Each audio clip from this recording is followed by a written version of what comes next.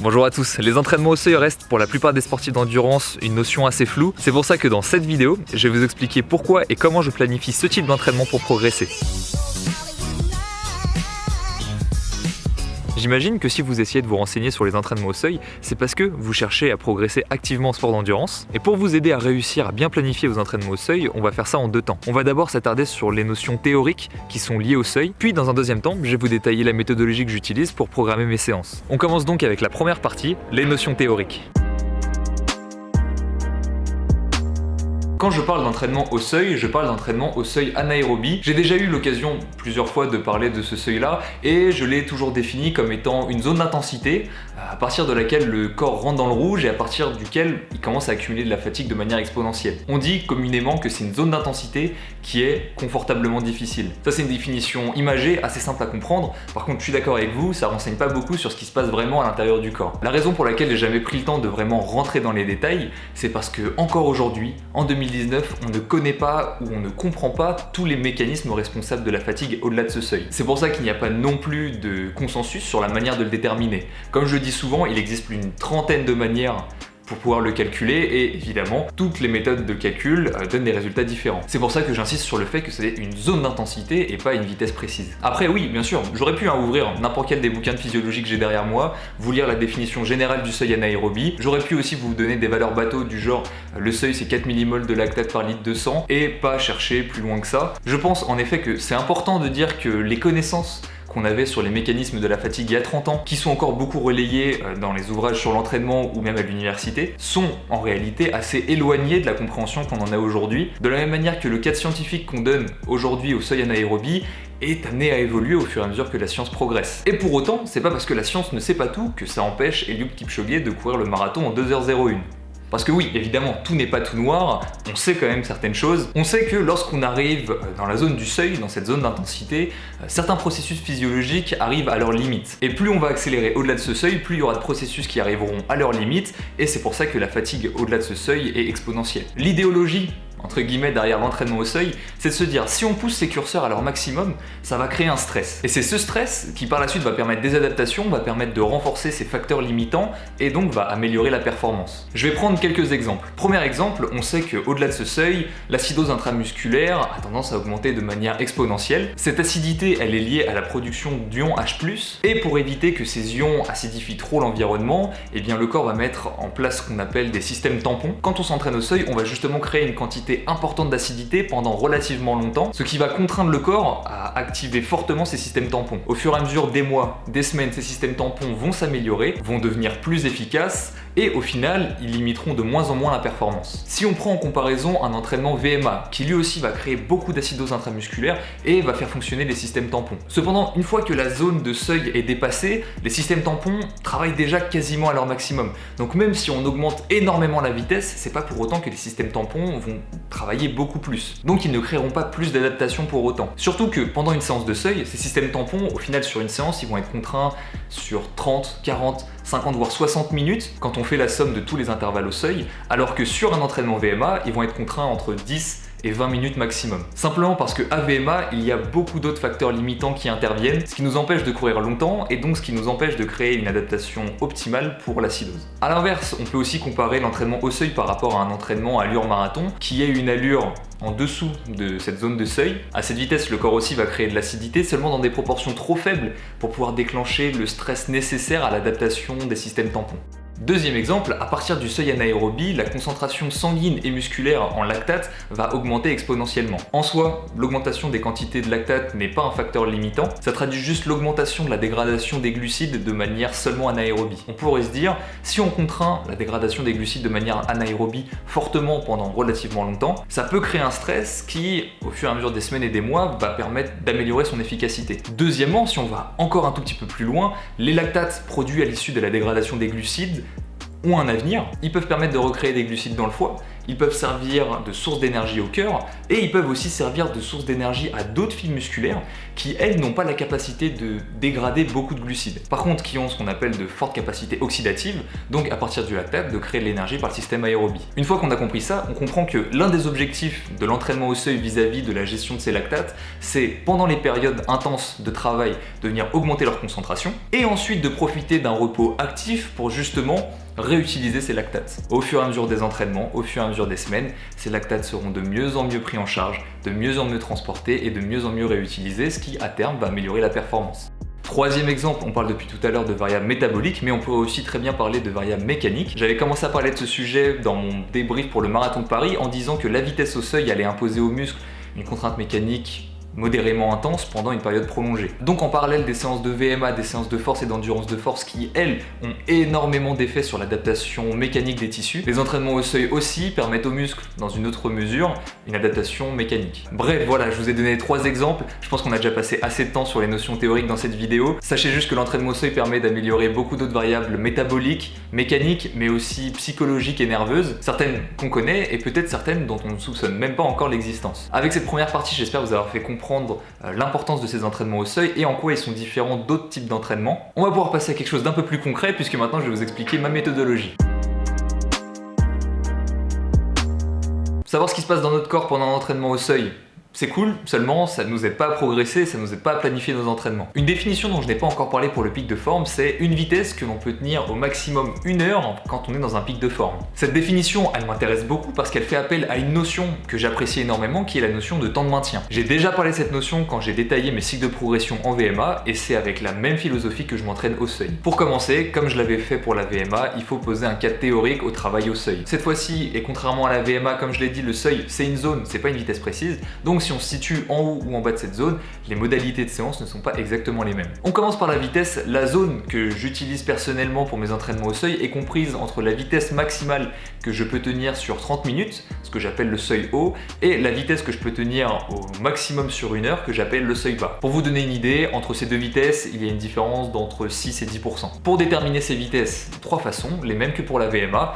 Premièrement, on utilise ses derniers résultats en compétition. Deuxièmement, on fait des tests. Et troisièmement, on utilise une approximation. Quelle que soit la méthode utilisée, de toute manière, sur le long terme, elles mèneront tout au même endroit. La zone d'intensité que j'utilise et dont je viens de parler, on peut la comparer aux méthodologies d'entraînement d'autres entraîneurs, plus connu que moi, présent dans la littérature. Si on compare ces temps limites par rapport aux zones d'intensité développées par Joe Friel et le Dr Kogan, qui sont celles utilisées par la plateforme Training Peaks, le seuil haut représente la zone 5A et le seuil bas représente le bas de la zone 4. Ce seuil bas, c'est d'ailleurs la vitesse utilisée par Jack Daniels dans son livre Running Formula. On a déterminé les vitesses, on peut maintenant passer à la durée du repos. Si on parle de temps de repos, c'est qu'on parle de la forme fractionnée de l'entraînement au seuil. Pour ces séances de fractionné au seuil, Jack Daniels, qui lui utilise un seuil bas, utilise des durées de repos comprises entre 1/5 et 1/6 de la durée d'effort. Joe Friel lui préconise un repos qui dure 1/4 de la durée de l'effort qu'on est en zone 4. Pour le seuil haut, l'allure est encore un tout petit peu plus élevée, donc forcément le repos est lui aussi un tout petit peu plus long. Je le fais durer entre 1/3 et la moitié de la durée de l'effort. Pour ces efforts, la plupart du temps, le repos sera actif, à allure fondamentale, ou du moins en faisant semblant de trottiner quand on est cramé, mais dans certains cas il peut quand même être passif, comme par exemple quand on veut mettre l'accent sur la contrainte mécanique pendant des séances de seuil haut assez longues. On termine avec la dernière caractéristique d'une séance, le temps de maintien. Le temps de maintien, je le définis comme en cumulé sur une séance, combien de temps j'ai passé au seuil. Pour le seuil bas, quand on décortique les entraînements proposés par Jack Daniels, on se rend compte que lui il fait durer le temps de maintien par rapport au niveau du sportif. Pour des personnes qui ont très peu de kilométrage hebdomadaire, il va faire durer le temps de maintien au seuil entre 20 et 30 minutes, alors que pour des élites qui eux ont énormément de kilométrage hebdomadaire, il va faire durer le temps de maintien au seuil à 1 heure voire plus sur une seule séance. Pour le seuil haut, donc la vitesse maximale que je peux tenir sur 30 minutes, au max du max en fin de cycle de progression, on peut réussir à tenir cette vitesse entre 40 et 45 minutes, soit un facteur 1,5. Maintenant qu'on sait tout ça, on peut essayer de tout remettre en relation et essayer d'obtenir une méthodologie cohérente. Comme d'habitude, je vais prendre un exemple, je vais prendre mon cycle de progression au seuil que j'avais fait pour préparer le marathon de Paris. Pendant cette préparation, je me suis entraîné exclusivement au seuil haut.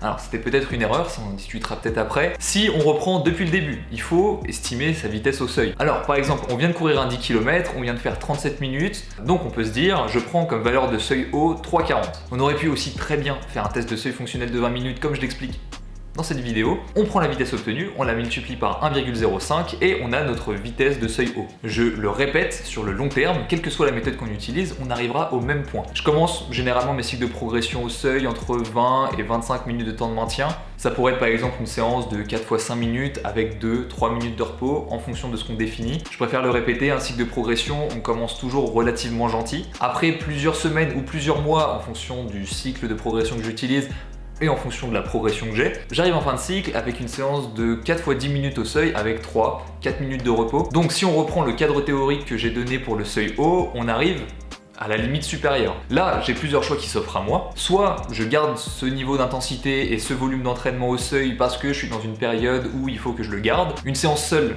elle n'a pas de sens, il faut toujours la contextualiser. Soit on est à un moment de notre préparation où on peut se permettre de reprendre un cycle de progression. Et à ce moment-là, on reprend du début avec 20-25 minutes de temps de maintien, mais au lieu d'être à 3,40, peut-être qu'on va passer à 3,35, soit on va passer à 3,30, en fonction des dernières données que j'ai observées sur mes derniers entraînements. Et à partir de cette séance-là, je reprends ma progression, et si dans quelques semaines, quelques mois, j'atteins un 4 fois 10 minutes à 3,35, eh bien je sais que j'ai progressé. Ce que j'explique peut paraître simple, ce que j'explique peut paraître logique, mais je vais vous poser une question, parmi vous, combien de gens font ça? Combien de personnes placent la progression au centre de leur planification? Parce que faire des séances au seuil pour faire des séances au seuil, c'est cool, vous pourrez un peu progresser, mais à mon sens, cette notion de progression, c'est concrètement la seule chose qui peut vous assurer de progresser sur le long terme. Si je vous dis ça, c'est parce que je reçois certains messages, je reçois certains commentaires sur Strava qui me demandent à quel pourcentage de VMA je fais mes entraînements au seuil. Et je vous le dis aujourd'hui, j'en sais rien. Étant donné que ma VMA, elle progresse de semaine en semaine et qu'en parallèle, mon seuil progresse aussi, lui, de semaine en semaine, mais indépendamment l'un de l'autre, je n'ai aucune idée du pourcentage que ça représente. Alors forcément, on entend souvent pour vos entraînements au seuil, faites-le à tel pourcentage de VMA parce que c'est une valeur concrète, c'est rassurant. Mais pour moi, ça, c'est prendre le problème à l'envers. Ce pourcentage-là, ça devrait pas être une fin en soi, ça devrait être un point de départ à partir duquel on planifie notre progression. En tout cas, moi, c'est comme ça que je le vois, c'est comme ça que je conçois l'entraînement. Alors peut-être que vous avez des conceptions différentes dans l'entraînement, et à ce moment-là, n'hésitez pas à partager ça en commentaire, donnez vos arguments, et c'est comme ça qu'on va tous finir par progresser. L'intérêt principal que je trouve à replacer la progression au centre de nos priorités, c'est par exemple, on va prendre 85% de VMA pour débuter nos entraînements au seuil. Et bien, quelle que soit en réalité l'exactitude de cette valeur-là, petit à petit, au fur et à mesure des cycles, au fur et à mesure qu'on progresse, on va venir tendre vers notre réel potentiel. Et c'est d'ailleurs pour ça que quand j'ai fait mes tests en laboratoire et qu'on m'a donné les résultats, eh bien, je me suis rendu compte que les valeurs que j'ai obtenues à l'entraînement, au fur et à mesure de les faire progresser, eh bien, en réalité, à quelques secondes près, c'est exactement ce que le test m'a donné. Bref, voilà, ça a été une longue vidéo. Je vous ai déballé tous ces paramètres, mais évidemment, une séance de seuil haut n'aura pas exactement les mêmes bénéfices et les mêmes contraintes qu'une séance de seuil bas. Et ces différents types de séances ne sont pas non plus destinés à tout le monde. Certaines personnes n'auront pas les capacités physiques de faire une séance longue de seuil bas, ou par exemple, certaines personnes n'auront pas les capacités physiques de tenir l'intensité du seuil haut. De la même manière, est-ce que tout le monde a la condition physique nécessaire de faire en fin de cycle une séance avec un temps de maintien au seuil haut de 45 minutes? Est-ce que certains ne seront pas limités à 30-35 minutes? Ça pourrait être aussi une question d'emploi du temps, parce que bon, les professionnels, ils adaptent leur emploi du temps par rapport à leurs entraînements, mais nous, en tant qu'amateurs, c'est plutôt l'inverse. On place nos entraînements là où on peut, et si on n'a qu'une heure devant nous, par rapport à nos objectifs, qu'est-ce qu'on doit privilégier? Une séance de seuil haut, une séance de seuil bas, un mix entre les deux. Est-ce que quand on prépare tel ou tel type de course, il vaut mieux s'entraîner au seuil haut, il vaut mieux s'entraîner au seuil bas? Par exemple, j'ai préparé mon marathon avec un cycle de progression au seuil haut. Qu'est-ce qui se serait passé si j'avais fait un cycle de progression au seuil bas? Parce qu'au final, j'aurais eu un volume horaire au seuil bien supérieur par rapport à ce que j'ai fait, mais en contrepartie, il y aurait eu moins d'intensité. Voilà, là je vous pose énormément de questions, et là c'est à vous de trouver les réponses, parce qu'on entend sans arrêt, il faut personnaliser son entraînement, les entraînements généralisés sur internet c'est nul parce que c'est pas personnalisé, mais à côté de ça, on ne donne jamais ou que très peu de détails sur comment vraiment individualiser son entraînement. Et bien là, avec toutes les questions que je vous ai posées, je vous ai donné des pistes de réflexion pour réussir à individualiser votre entraînement. Pour finir, je vais conclure en disant que là je n'ai parlé que des entraînements fractionnés au seuil, mais il existe aussi d'autres manières d'utiliser cette intensité de travail. Par exemple, on peut l'utiliser sur des intervalles sans repos de 20-25 minutes qui vont avoir des bénéfices spécifiques. Une autre manière d'utiliser ces zones de seuil, c'est avec un intervalle en accélération, décélération ou variation de vitesse. Évidemment, en France, on a Véronique Billa qui utilise exclusivement cette méthode d'entraînement, et je sais qu'elle est beaucoup détestée, même par certains d'entre vous. Seulement, quand on prend le temps de vraiment remettre les choses en question, eh bien on se rend compte que par exemple Joe Friel, dans son livre, propose aussi des entraînements qu'il appelle crescendo décrescendo, qui n'est rien de plus que des séances de variation de vitesse au seuil. On se rend compte que Jack Michael Daniels, dans ses entraînements marathon, eh bien quand il fait varier ses allures entre allure marathon, allure au seuil, allure marathon, eh bien il ne fait rien de plus que des entraînements en variation de vitesse. Voilà, tout ça pour dire que les entraînements au seuil peuvent avoir beaucoup d'aspects différents. Aujourd'hui, on en utilise beaucoup certains, beaucoup moins d'autres, mais peut-être que d'ici 15-20 ans, eh bien on aura une méthodologie tout à fait différente. Voilà, je vous remercie de regarder cette vidéo. Si elle vous a plu, faites-le moi savoir, c'est important, avec un pouce bleu. En attendant la prochaine vidéo, entraînez-vous bien. À la prochaine.